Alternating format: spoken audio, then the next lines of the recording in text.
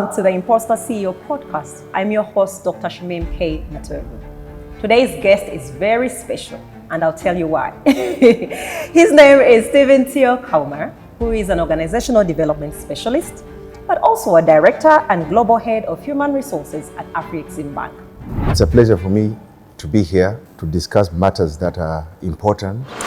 As a bank, we're focused on achieving outcomes that are related to transforming trade on the African continent. An HR practitioner, as a strategy practitioner, one of the things that I consider very important is a conceptual framework. Able to understand without them sitting down to focus so much on the model, but the deliverable.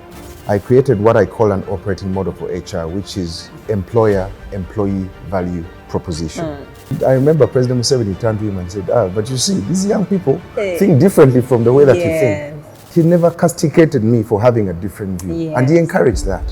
How has that shaped your leadership style? Maintaining consistency. And the only way to be consistent is by being authentic to yourself. Organizations are living things. Welcome, Tio. Thank you very much. Now, I told you that Tio is special for a reason. If you have not read my book, Lean Strategies for Managers, you won't know. Tio penned the foreword for my book, and that's what makes him even special. Thank you so much, Tio, for trusting to take that journey with me. It's always a pleasure. And I'm really, really excited to be on set with you. Thank you. So today, I want us to speak about creating and sustaining high-performance cultures. And we want to focus on the fact that high-performance cultures they don't just happen. We have to craft them. I want you to help us understand what are some of the foundational elements that are required for us to create sustainable cultures of high performance. Right. Thank you, Shamim. And it's a pleasure for me to be here and to sit with you to discuss matters that are important in whichever way you look at it. Foundational elements for a high-performance culture, obviously, has to take into account the fact that organizations are living things. And they're driven by behavior and culture more than anything else. So it's important for us to always bear that in mind. But I believe that, especially from the perspective of an HR practitioner, I do consider that one of the things that must be taken into account when we're looking at how performance is driven within organizations is the conceptual foundation on which whatever it is that the organization does is based. Now, basing on my experience as an HR practitioner, as a strategy practitioner, one of the things that I consider very important is what I call a conceptual framework upon which whatever it is that you practice as an HR practitioner, as a strategy practitioner, is based. One that I like to use, there are many different models, but the one that I like to use and that I've used over the 25 years that I've been practicing is what is known as the integrative strategic HR model.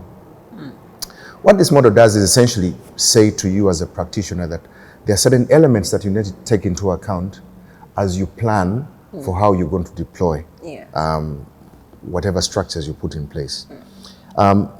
It has 5 factors. The first is what they call contingent. Contingent factors are essentially understanding what the strategy of the organization is. So what's the vision? What are you planning to do? What do you intend to achieve?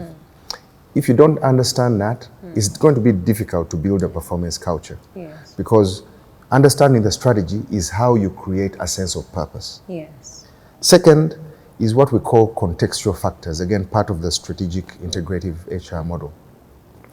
Now, contextual factors is essentially you taking the trouble to understand what are the social, environmental factors that are within the organization that you need to understand. How do people behave? What drives that behavior? What are the ethnic cultures or whatever? All those subcultures which comprise together what turns into what we know as behavior. The third is what is known as universalistic factors, which really is understanding the policies that are required for you to be able to drive the culture that you need. It's important to set standards, guidelines, etc., that people know and understand what they need to do in order to do that. The other is what is known as configurational factors. Now, these are the systems and the processes that you set in place. Because all of those elements together work to ensure that you are driving and putting what is required to drive a high-performance culture. So I really rely on that integrative strategic model of HR management as a basis of setting the foundation for that. So here's what I find, and perhaps then the question is, how do we communicate that? Because you see, as a practitioner, it's easy for you to understand where you're coming from, but being able to articulate that to the team that you're working with sometimes is a challenge. And I'll tell you, for example, for me who cuts across both academia and practice, a lot of the times when you're talking about models that can be translated into real practice and how you deliver that value within the organization, sometimes people are left behind. So how do you then navigate the communication of those models? You know, you have it at the back of your mind that this is what I'm using to drive force, but how do you navigate that communication with your team so that they are able to understand without them sitting down to focus so much on the model, but the deliverable? Again, I'll use my own experience and what I've done. As a practitioner, I created, and this was my own design. I created what I call an operating model for HR, which is known as the E squared VP. So it sounds a bit complex, but it isn't. It actually means employer-employee value proposition. And what that does is that based on the conceptual framework that I've spoken about, I created 6 pillars of what I call the HR cycle. So the first pillar is talent acquisition, because in any organization you're going to have to recruit, bring people in. The second is performance. When you bring people in, you need to manage their performance. The third is development. People need to be developed, so continuous learning. The fourth is reward. People need to be paid, people need to be recognized, etc. The fifth is well-being. It's an important part of what we need to take into account, especially in today's world. And the sixth, which undercuts all the 5 that I've spoken about, behavior and culture, which is part of the reason why we're having this podcast. So this E squared VP operating model helps to simplify the conceptual framework that I've spoken about.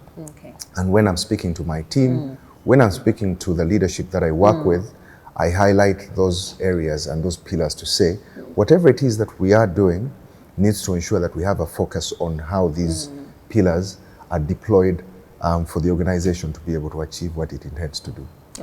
Now, Tio, you work in a very diverse environment. I like to believe that also when we talk about culture and the different behaviors, I would like to believe that there are also moments where you are shocked by some of the cultural experiences. And also being as a leader, then that means that you need to be much more aware of what might happen. But you do have a responsibility to ensure that people are able to perform, because that's one of your KPIs. So I want you to help us understand and perhaps speak to a leader out there, how they can balance. You talked about well-being. How can they balance well-being and empathy, but also managing the expectation of high performance for their teams? Well, managing expectations of high performance is one of the things that any leader should do. But it's not an easy thing to do. And that's why it's important for us as leaders to understand how we can make that happen. So one of the things that I think is important in such cases is, first of all, to understand that as a leader, people look up to you in whichever way or form. And sometimes role modeling sounds like a fancy word, but in reality, as a leader, by default, you are a role model for the people that you're leading. Yeah. And this means that people look out for you, they look up to you, and they look at whatever it is that you do, and they'll follow, or they'll take a different path depending on how things are.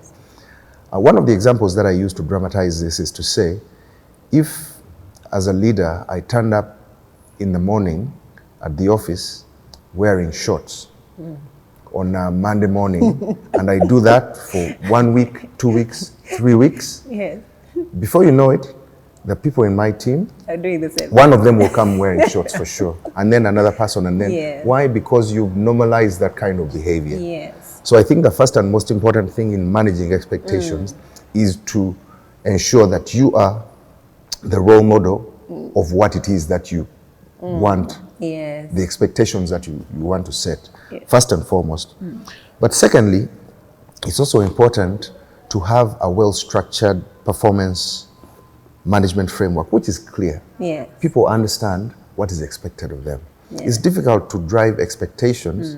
It's difficult to drive empathy when people do not understand what it is that is expected of them.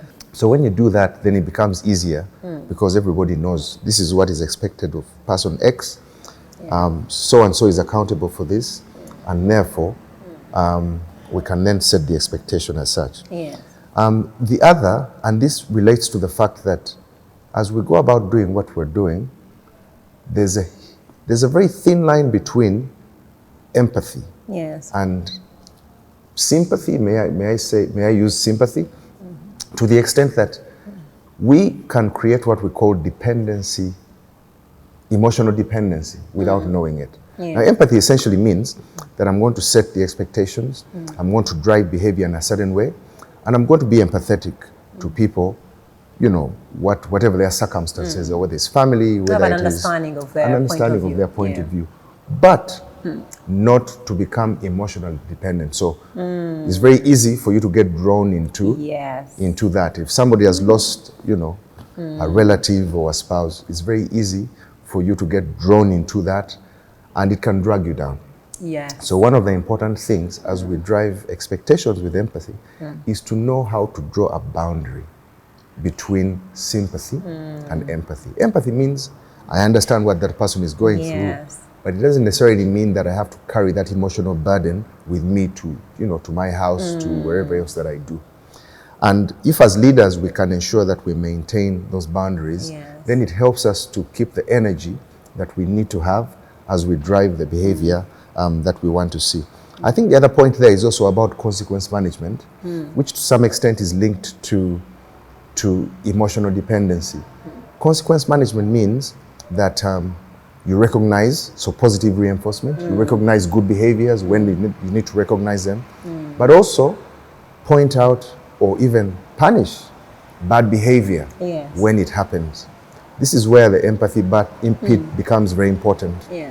Because if you don't have clear boundaries about how you draw the line to deal with consequence management, then you're going to get drawn into emotional fights that will drain your energy, that will not leave you with enough to drive, you know, people forward, as that should be the case.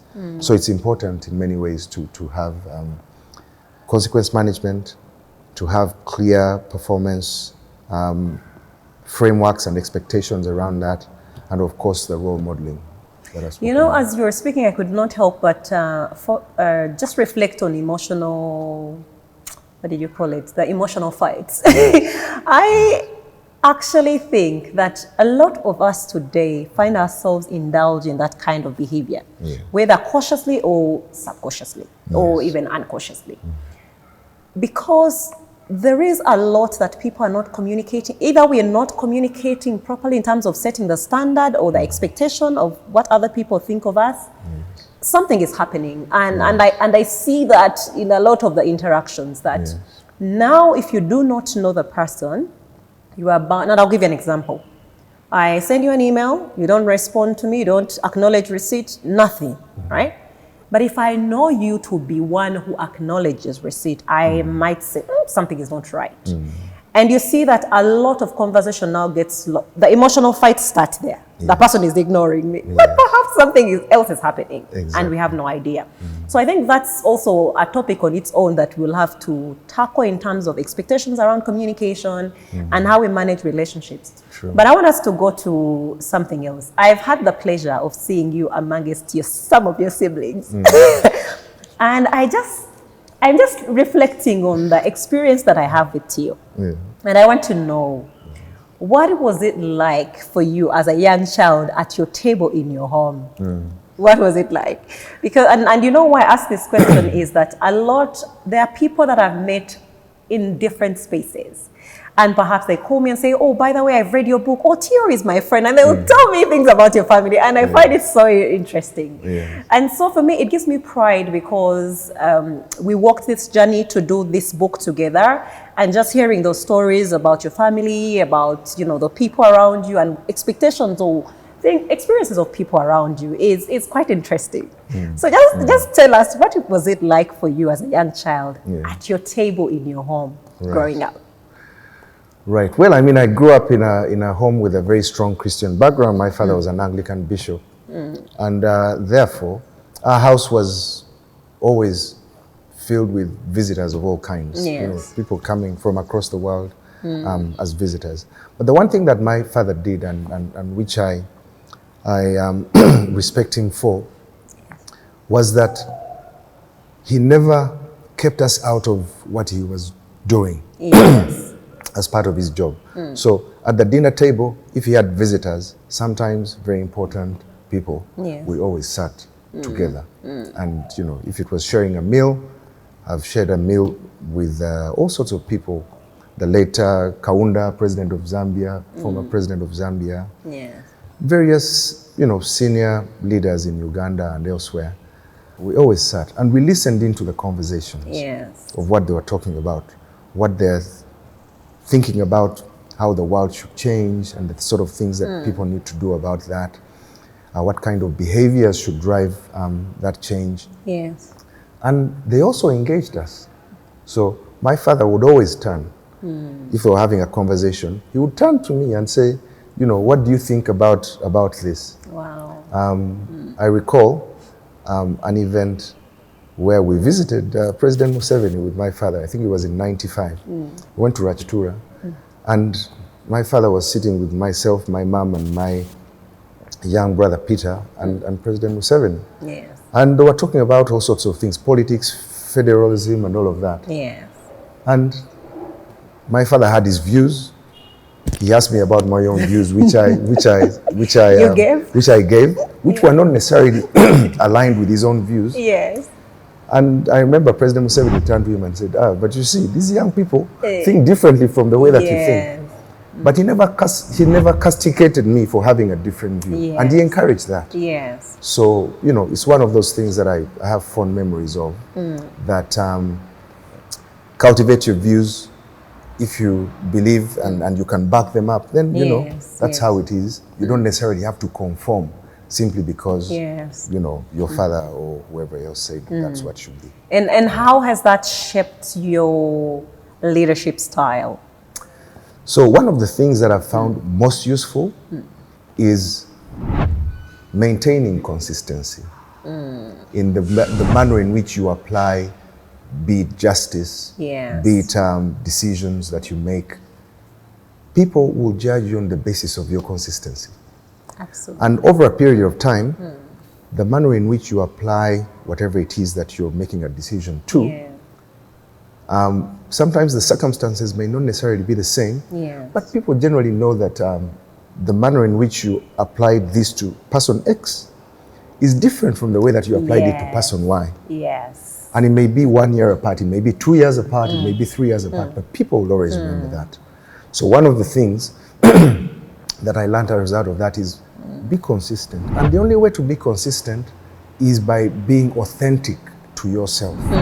Authentic to your true beliefs, authentic to the knowledge and the knowledge that you have about what it is that you're doing. And using that as a basis of making decisions that are consistent with policies, with the environment in which you are, the contextual factors that I was talking about earlier. Yes.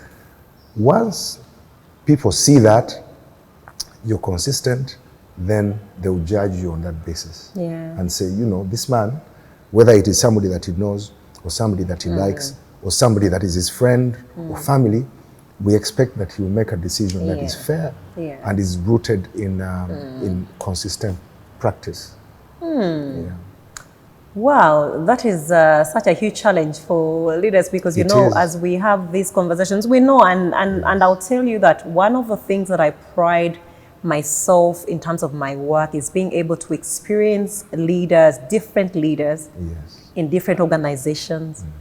The stories that are told by employees about the experience of their leaders, but also leaders amongst themselves. Correct. And for me, it tells me, one, that we know what needs to be done. Right. Something is just holding us back on what we should be doing. Correct. Now, whatever that is, it could be where we're coming from, the stories, you know, like you just took us back onto your table in your home. Some of the practices of your father and how those inform your behavior today. That you know that today you don't live your life just for you. Yes. There are a lot of us who are like I've given you an example that I meet people who have bought my book because you did the forward. Right.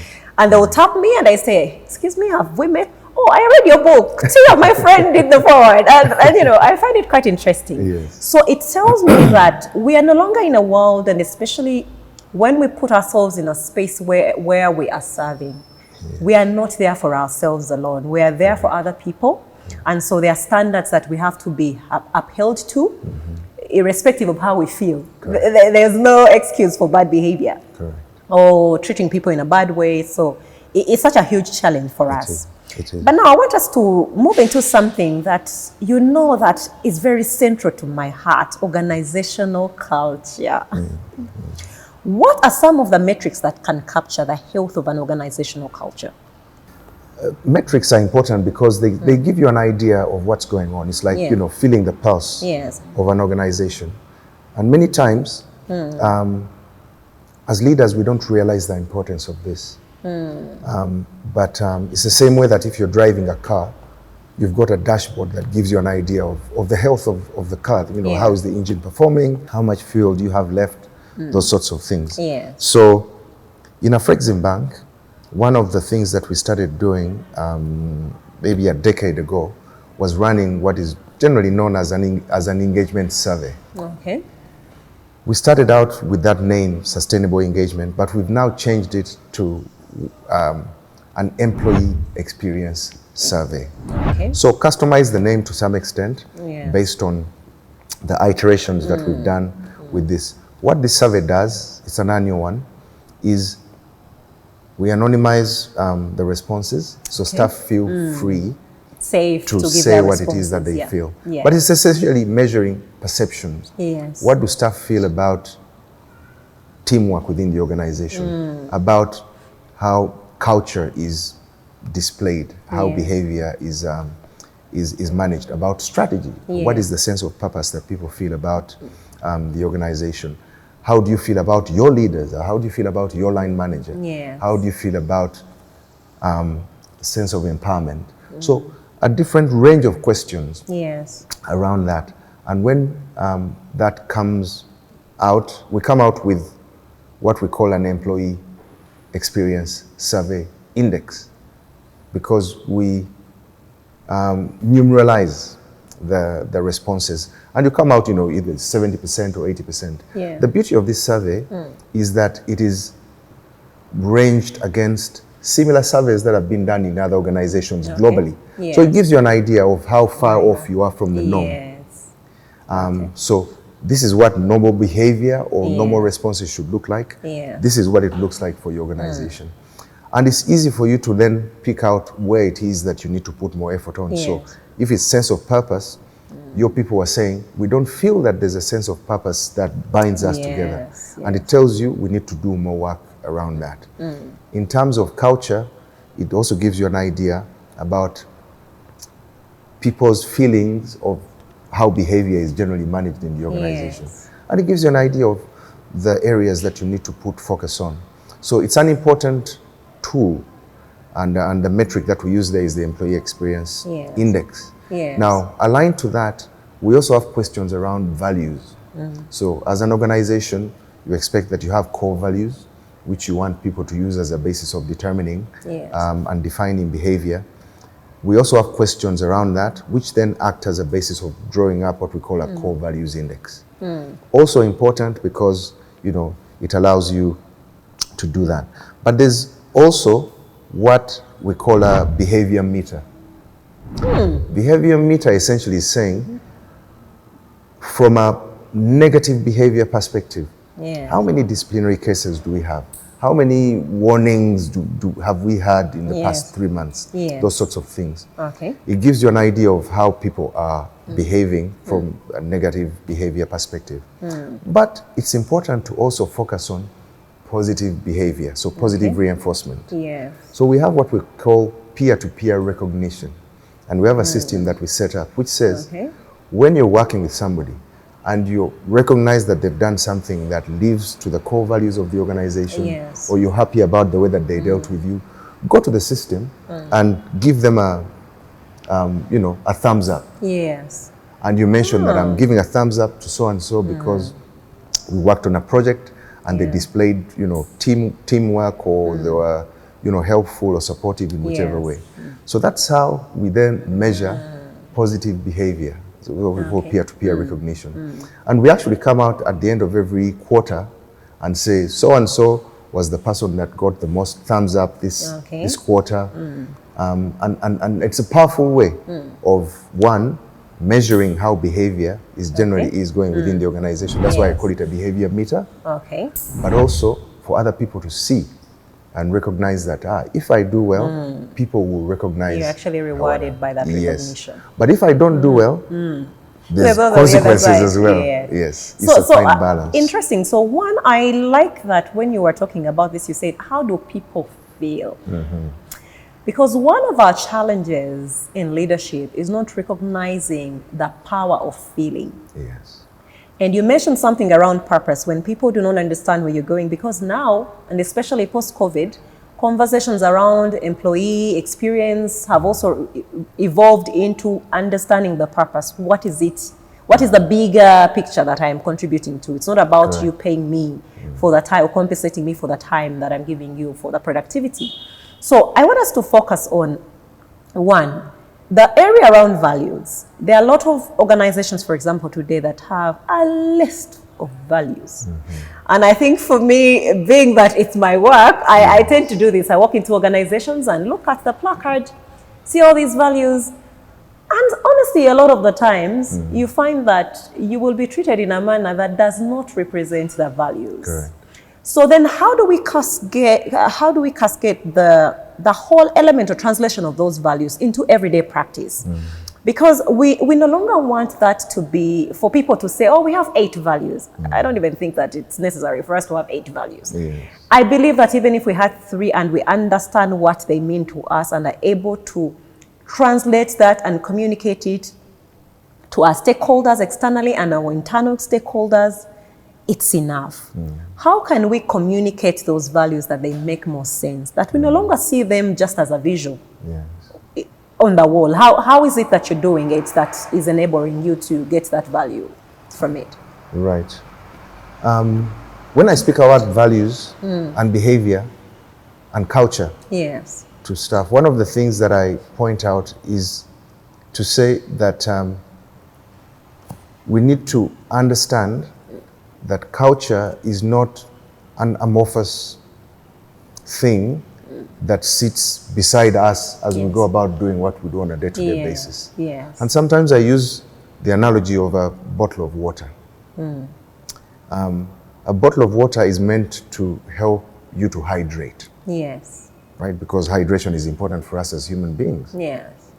But that water is only as useful as how you use it. So if you have a bottle of water, you're sitting at your table in the office, and the bottle of water is in front of you, it is not useful to you. But it's only when you get that water and you drink it that then it becomes useful to you, because it then hydrates your cells and etc. And I talk to people about that analogy to say culture is the same thing. A lot of the times, it is simply, many organizations treat it the same way that you treat that bottle of water. Okay. It's sitting on your table, you know that it's important for you to hydrate, but you don't use it. Yes. But it's only when you understand that I have to take action, pick up that bottle of water, drink it, and then it hydrates. Yes. And all the actions that come from the hydration are what drives essentially the same way that behavior is driven. Yes. So it starts with you. And the manner in which you behave and the manner in which the next person behaves, Yes. and the third and the fourth and the fifth, then amalgamate into what we generally know as culture. Yes. So for people to understand that it's not simply about pointing out Yes. that those are our core values, Yes. or this is what our culture should be, but understanding that it starts with you Yes. first and foremost, and which is what I referenced when I talked about role modeling. Because sometimes, yes, there's a belief that role modeling only starts with leaders, but if staff understand that you, in your capacity, in your position, whichever it is a role model, and that the way you behave is going to impact the manner in which culture is essentially displayed within the organization. That's the first thing, if people can understand that. The second thing that we do, and I think is important, is campaigns around that create awareness around this. So in AfrEximBank, we have campaigns that run throughout the year. One of the things that we do first is at the beginning of every year, we bring everybody together and say, this year, these are the plans that we have. Yes. We have a business plan that has been approved by the board. This is what it is that we intend to achieve. And we want all of you to have that same alignment on what it is that we're trying to achieve. Yes. If it's total assets, it doesn't matter whether you're in banking or you're in HR or admin. Yes. Each one of you needs to understand that we're driving at a certain value in terms of total assets, in terms of net income and that sort of thing. So we sit together, talk about that, and ensure that we're all aligned. Yes. And we use a scorecard to simplify the process of how that vision is driven to everybody to understand. Yes. So it's not just, sitting in a book and making it difficult to understand, but a scorecard that everybody understands, simple and easy to use. Yes. And then from that, we have values campaigns that run across the year. One of them I've spoken about already, peer-to-peer recognition. Yes. It's a very powerful tool because it's about positive reinforcement. Yes. But the other is continuous learning, one for line managers. Okay. Because one of the things that we've impressed upon line managers in our organization is to say, you are the first line HR manager. You are the one that drives or ensures that people drive a certain behavior. Yes. So we facilitate them with the learning that they did, the tools that they need Yes. to drive that behavior. Whether that means that they grow the skills of giving good feedback. Yes. Sometimes it's difficult to give people feedback, Very difficult. right? If line managers don't have that skill, Or even receiving feedback. or even receiving feedback, if they don't have that skill, and you must train them, Yes. you must give them the tools for them to do that. It will be difficult for them to do Yes. that. And it drives a certain behavior if they don't. And then, of course, consequence management visibility. We spoke about it a little bit earlier, Yes. but it's important for people to see Yes. that in certain cases, if a person X behaves in a certain way, there will be consequences. Absolutely. So do you have the structures which are set up to ensure that there's consistency around how you manage And those people behaviors? see. And people see those I things. recently had a conversation with a leader of an organization who was telling me that one of their employees was saying, Yes. but so and so constantly does nothing Exactly. about it. Exactly. So the visibility of consequence management Yes.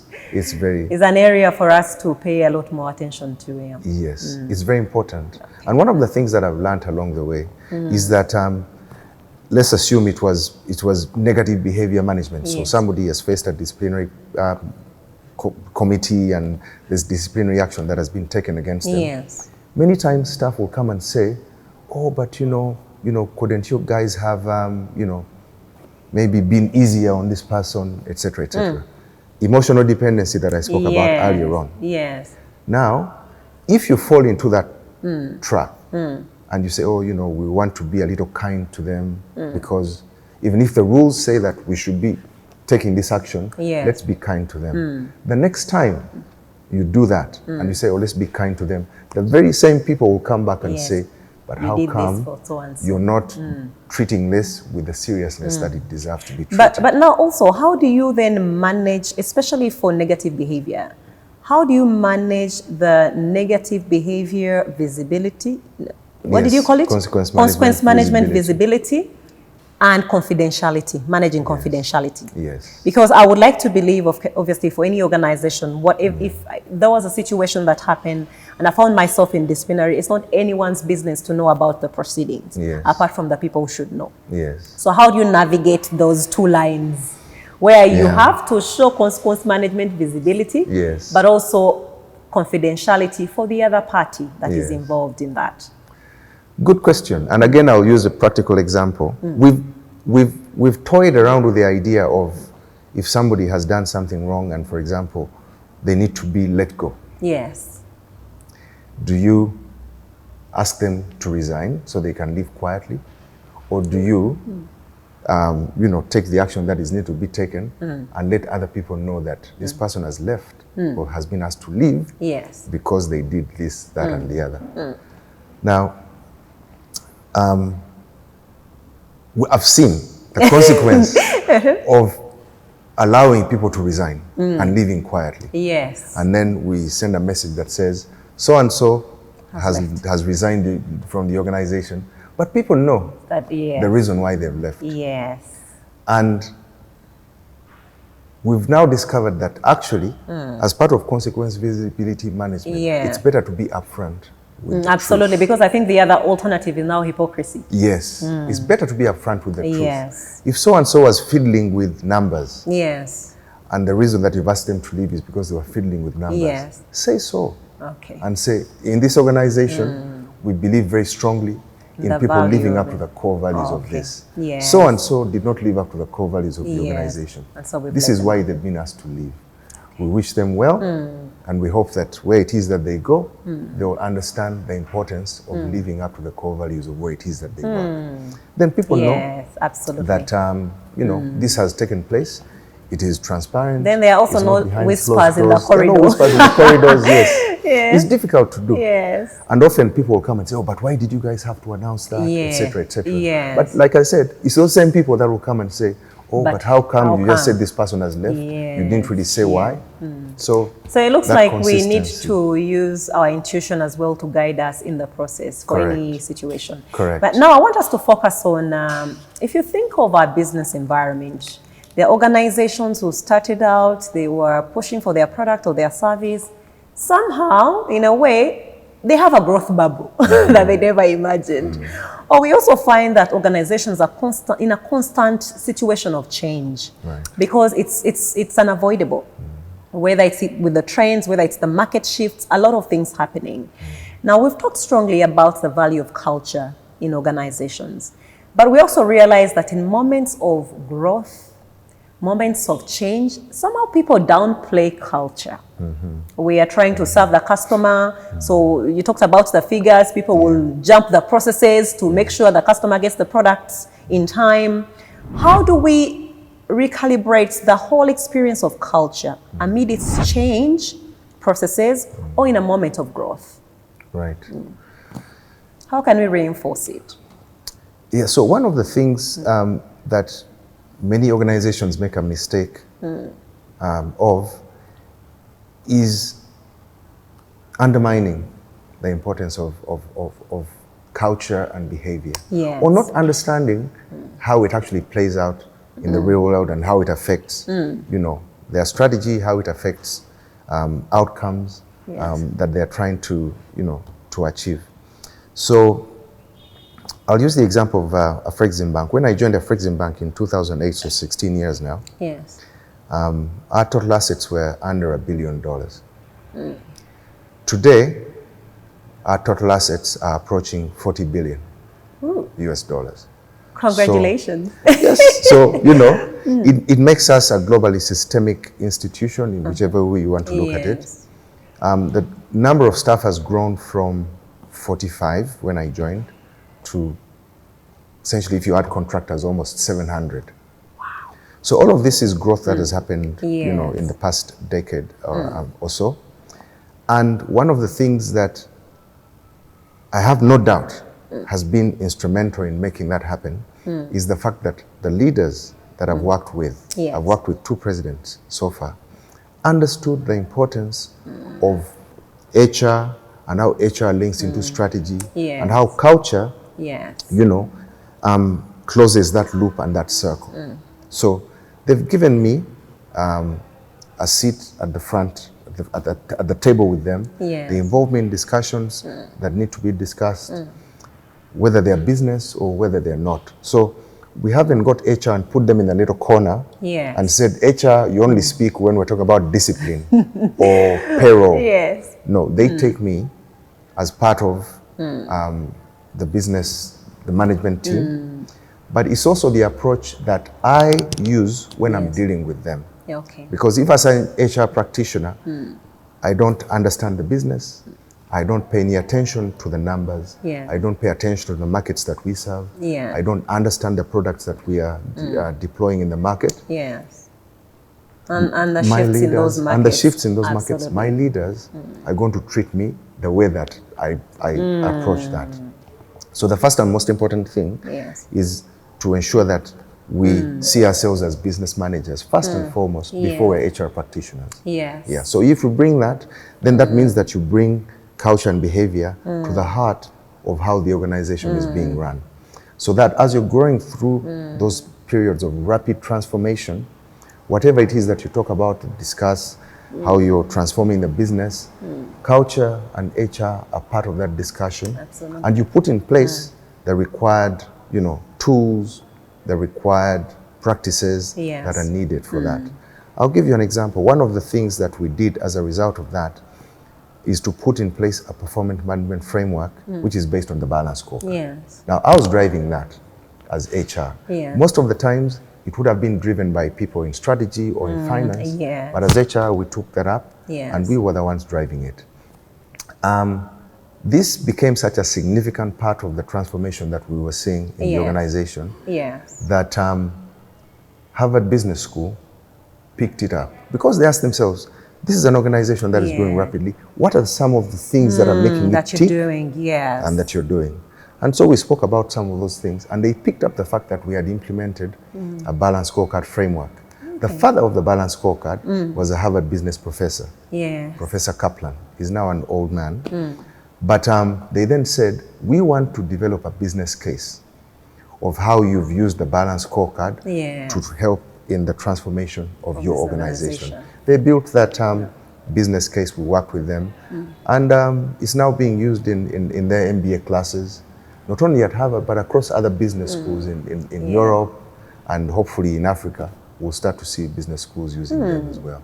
That's a huge challenge for us, because one of the things that I really want to do before I die, because I'm not dying today, is to build a bank of case studies of organizations that are working amazingly in Africa that we can reference. Because I know that a lot of the times we reference these amazing organizations outside of Africa. Come on, yes, Google is amazing, but we need to speak of case studies that are so relatable, like very close to us. But you touched on something to do with leadership behavior. I would like you to share an example of a company that got transformed from a perspective of how they do things, the culture within the organization, but based on leadership behavior. Because we know that leadership behavior plays a huge part in influencing practice and behavior and attitudes within the organization. You have a particular example that you can share with us that, you know, we can reference and think of how we can do better as well? Yes. I think it's probably safe for me to use AfrEximBank. Why not? Go ahead. Absolutely. Because it's the one that I know best. I've worked with the bank for the past 16 years. But before I go there, I want to reemphasize the point that you raised about creating narratives that relate to our African experience. Because one of the things that we do very well as an organization is continuous learning. And we send our staff to some of the best business schools in the world, IMD, INSEAD, Harvard, etc., etc. Yes. Now, we realize that a lot of the learning that goes on in these places uses role models that are dead white men. Absolutely. So John F. Kennedy said this. Abraham Lincoln said this. Yes. All those quotes are quoting. So we need to have Stephen Tio Kauma say this. Exactly. So one of the things that we're doing, we've started what we call an AfrEximBank leadership docu-series. Okay. And what we're doing is going around and finding former leaders, so heads of state, business leaders, sports personalities, and we're recording their narratives. Okay. How did you lead? What are the challenges that you faced? Yes. What stories do you have for people that people can learn from you? Yes. Young people that are growing and will become leaders in the future. Yes. And it's amazing the stories that these people have to tell. But the problem is that these stories are not documented and are not told. So what we intend to do through the AfrEximBank Academy is to create those docu-series, videos, podcasts that can ensure that we start getting narratives of that nature, quotes of that nature appearing within our day-to-day lives. So we can start saying Julius Nyerere said, Nelson Mandela said, Kaunda, etc., etc. So we're working on that. Yes, Shamim said. Yes. So one of the things that, if I use AfrEximBank as an example, is we have a president of the bank. He has a management team that he works with. President Orama, who's the current president, has built up a reputation as a trailblazing, transformative agent. Some of the things that we've done and are continuing to do, which are focused on transforming Africa from where it is today to where it is that we want to be in the future, are essentially driven by the nature of the personality of the individual that's doing that. So, very focused on big picture. He has made us believe that there's nothing that is impossible. And to say that if we're to change Africa to where it is that we want it to be, we have to be bold, we have to be courageous. But most of all, we have to understand the fact that we are driving an agenda that is heavily focused on decolonization. It's something that a lot of people don't necessarily focus on, but we're saying that we need to transform the way that we trade, even our thinking, and all of that. And so he's been very big on that, and saying, if we're to transform Africa, if we're to make the free trade area, the continental one across the continent, work for Africa to start trading with each other more, these are the sort of things that we do. So seeing him on stage in different countries across the world, speaking day to day, a consistent message about transforming Africa, about the things that we need to do, about driving this transformation as Africans and not waiting for other people to do that for us, about avoiding donor dependency, about transforming our own wealth and resources into whatever it is that we need to transform the dignity of African citizens is powerful. So leaders that are able to do that, that are able to have that kind of charisma, will ensure that they drive their people and that they create that sense of purpose that is needed to ensure that people have a clear view of where it is that they must go. And then you build the processes and the systems and whatever else is needed to do that. But first and foremost, the big picture. It must be bold, it must be daring, and you need leaders that can stand up and drive that. Wow. Stephen Tio Kauma, thank you. It's really been a pleasure having you on set today. Thank you for sharing with us. Thank you. We really appreciate your time and effort to share with our viewers. Thank you. So that we can learn. Thank you very much. Thank you. Great pleasure indeed.